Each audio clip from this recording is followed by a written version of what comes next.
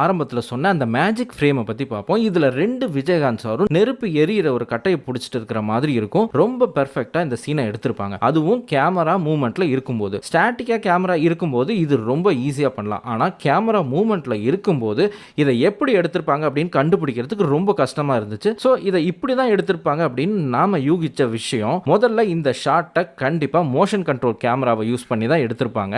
இதில் ரைட் சைடில் இருக்கிறவர் தான் ஒரிஜினல், இந்த சைடு இருக்கிறவர் ஸ்டண்டபிள். இவங்களை வச்சு ஃபர்ஸ்ட் மோஷன் கண்ட்ரோல் கேமரால ரொட்டேட் பண்ணி ஒரு ஷாட் எடுத்திருப்பாங்க. அதுக்கப்புறம் திரும்ப அதே மோஷன்ல விஜயகாந்த் சாரை இந்த சைடு வந்து நின்று நடிக்க வச்சு அவரோட தலையை மட்டும் எடுத்து இவரோட உடம்புல ரீப்ளேஸ் பண்ணியிருக்கணும். இந்த சீன் சீம்லெஸ்ஸா தெரியறதுக்கு இன்னொரு முக்கியமான ஒரு காரணம் இந்த நெருப்பு எரியறது தான். ரொட்டேஷன்ல இருக்கும்போது 2 பேத்தோட ஃபேஸ்லயும் இந்த நெருப்பு படுற மாதிரி எடுத்திருப்பாங்க. இந்த மாதிரி நெருப்பெல்லாம் மாஸ்க் பண்ணி கொண்டு வரது ரொம்ப கஷ்டம். அதுக்கு கண்டிப்பா இவங்க யூஸ் பண்ணியிருக்கிற டெக்னிக், இவரோட ஃபேஸ் எடுக்கும்போது அந்த நெருப்பும் அவரோட முகத்துக்கு முன்னாடி எரியற மாதிரி ஷூட் பண்ணியிருக்கணும். அந்த சைடு இருக்கிறவரை